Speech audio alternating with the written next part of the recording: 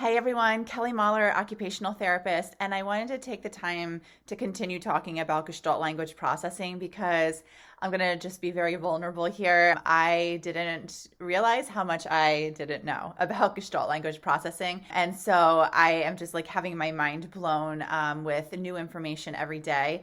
And I wanted to share three key lessons or takeaways that I personally have learned as an occupational therapist that I think every OT needs to know if you are working or supporting Gestalt language processors. These lessons are important for everyone, but I'm just putting my OT hat on here, and hopefully these takeaways are helpful for everyone.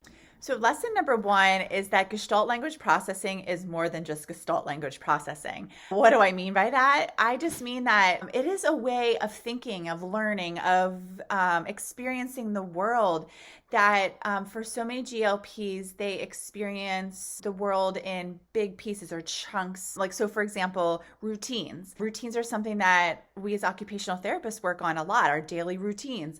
And for many GLPs, they can see a routine as a whole chunk rather than individual little tasks that make up that routine. So for example, the routine of like leaving your house in the morning, that looks different for each one of us. Like maybe it's that we like put on our shoes and we put on our jacket, then we go to the car. And so those are individual little tasks that make up this big chunk of the morning routine. And for some GLPs, they see that routine as a whole.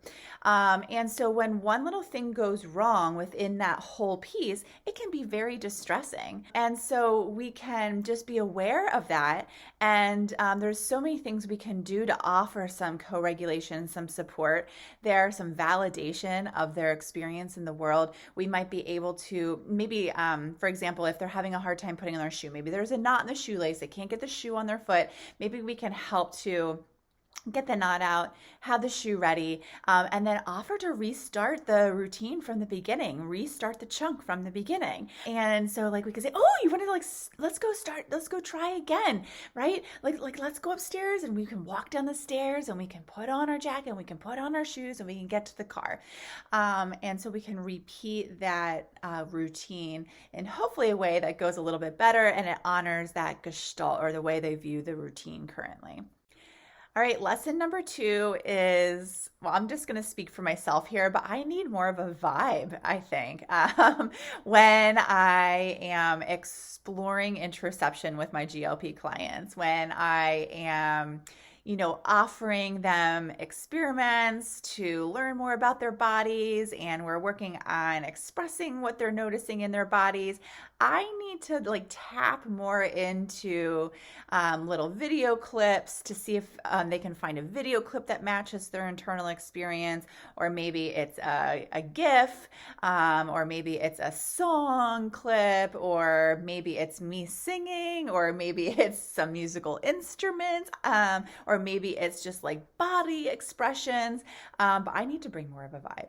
I'm realizing that. I have played around with certain forms of expression of how the body is feeling, with like drawing, and we've tried music before, and we've tried some GIFs a couple times, but I just realized I need to bring that more. I need more of a vibe. So you can catch me trying to be more vibey. I don't even know if that's a saying, but you can catch me trying to be more vibey with my GLP clients.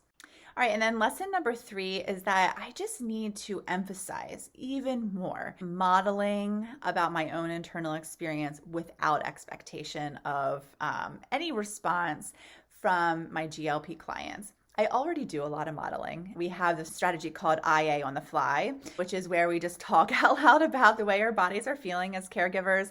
But I'm just realizing how important that is and how much more of that we need to do. And I might need to do it with more intonation, more expression in my body, something that might be more of a match to my GLP clients. So my goal is to be modeling a lot more about my internal experience, to be getting parents and caregivers on board, my colleagues at schools on board, and really emphasizing the modeling of our experience, and doing it in a way that really illustrates how we all have different experiences, and inviting that curiosity in my client again without expectation. So, oh my gosh, like my heart is racing right now on the playground. I wonder if yours is too, or maybe you have a different feeling in your body right now. So really just getting curious about their body, modeling without expectation, inviting curiosity without expectation, getting that language out there, showing that we have internal experiences that we are paying attention to.